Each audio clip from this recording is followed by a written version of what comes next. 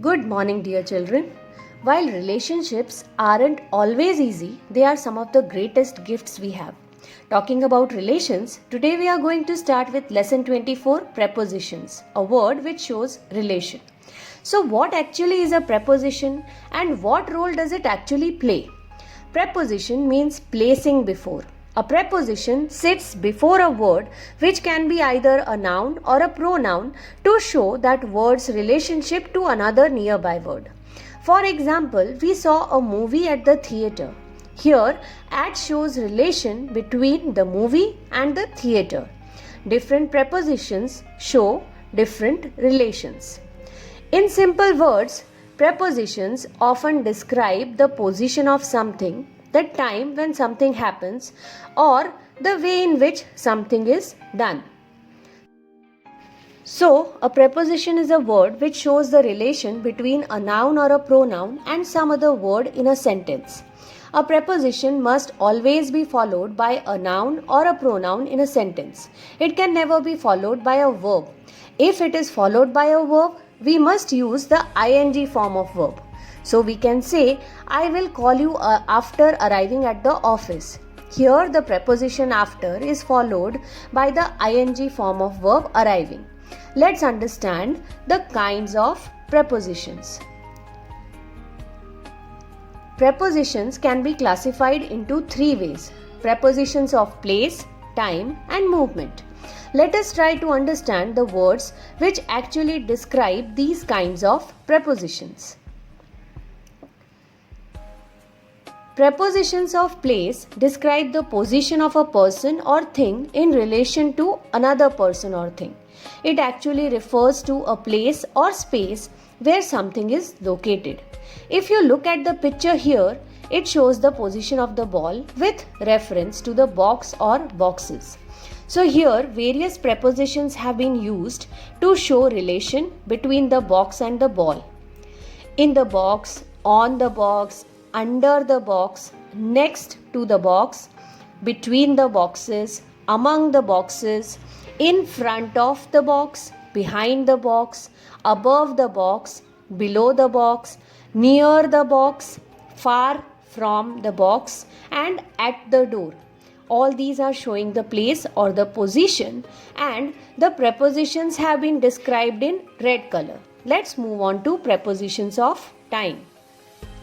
Prepositions of time allows us to discuss a specific time period such as a date on a calendar, one of the days of the week, or the actual time something takes place. For example, the party ended before the clock struck 10. This shows when something happened and allows us to understand what is being talked about more clearly.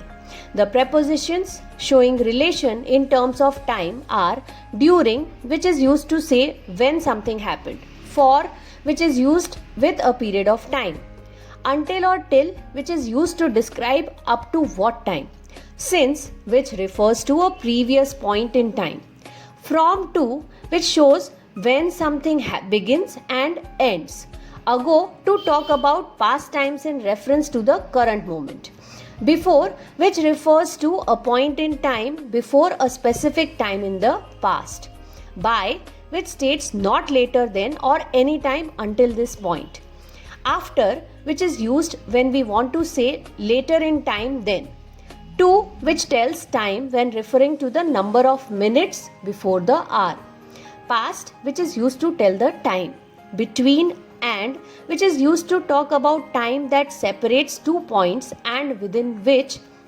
is used to talk about during a period of time. Go through the explanation of each of these words along with examples to understand it better. Let's move on to prepositions of movement. Prepositions of movement or direction are used to show movement from one place to another. These prepositions are often used with verbs of motion and are found after the verb.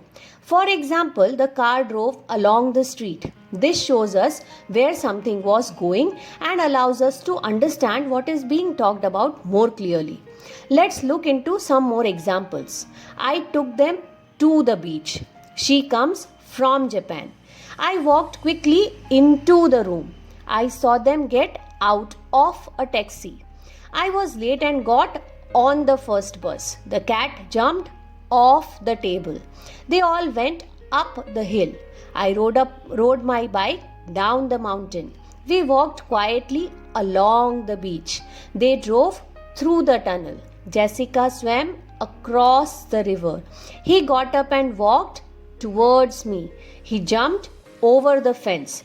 It's bad luck to walk under a ladder. I went around the corner and saw it, and he walked past us without seeing us. Let's see the object of the preposition. The noun or pronoun before which a preposition is placed is called the object of the preposition. So in short, it is the noun or pronoun that follows the preposition.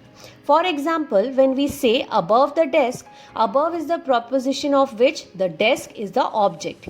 Similarly, through the dark woods and fields, here through is the preposition followed by the object, the dark woods and fields. Let's look into some more examples. The book is on the table. Here preposition on is followed by the object, the table. The cat was hiding under the chair.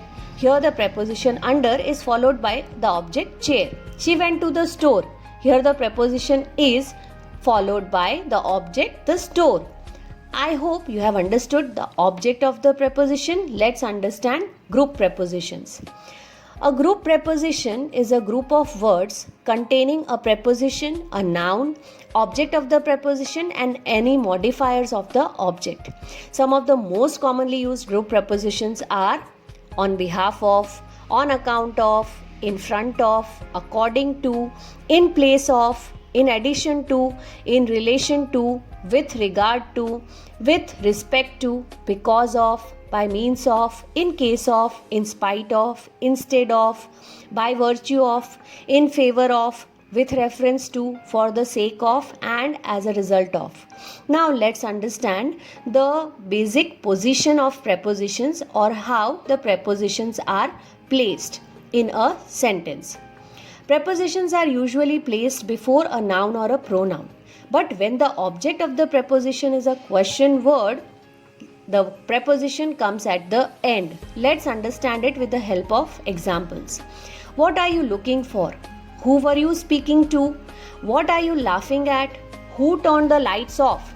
So in all these sentences, because the object of the preposition is a question word, who or what, the preposition comes at the end. Let's see another exception to prepositions. When there is a clause beginning with that, the preposition comes at the end. Let us understand it with the help of these examples. This is the girl that I told you about. Here the preposition about comes at the end as the clause is beginning with that. Another sentence, it is Peter that I am angry with. The preposition with comes at the end. In some cases that may be implied. For example, this is the book I was referring to. So in this sentence that is implied. Let's try to understand how the same word may be used as a preposition or an adverb. Words that are sometimes prepositions can act as adverbs. Some words can be used as either prepositions or adverbs. If the verb has an object, it is acting as a preposition. If it has no object, it is acting as an adverb. We ask the question what after the preposition to see if it has an object. He went in. Here, if we ask the question he went in what, we don't get an answer. So, in is an adverb. Another sentence, he went in the house. Here, when we ask the question he went in what, we get the answer the house. So, here in acts as a preposition. Let's see another examples. I haven't seen him since. Here when we ask the question since what, we don't get any answer. So since acts as an adverb. In the next question, when we say I haven't seen him since Thursday and we ask the question since what, we get the answer Thursday, which implies that here since acts as a preposition. Let's look into the last one in which we have double prepositions and adverbs. The bear walked around and then went inside. Here when we ask the question the bear walked around what and then went inside what, we don't get any answer. So around and inside act as adverbs. In the next sentence, when we write the bear walked around the yard and then went inside the cabin and asked the question around what, the yard, or inside what, the cabin, we get an answer. So it becomes clear that around and inside here are acting as prepositions. So, dear children, with this we come to the end of this chapter. I hope all have understood prepositions, its kind, object of the preposition, group prepositions, the preposition of prepositions, and the difference between adverb or a preposition. Watch the video again and again for better understanding. Do the textual exercise in textbook. Thank you.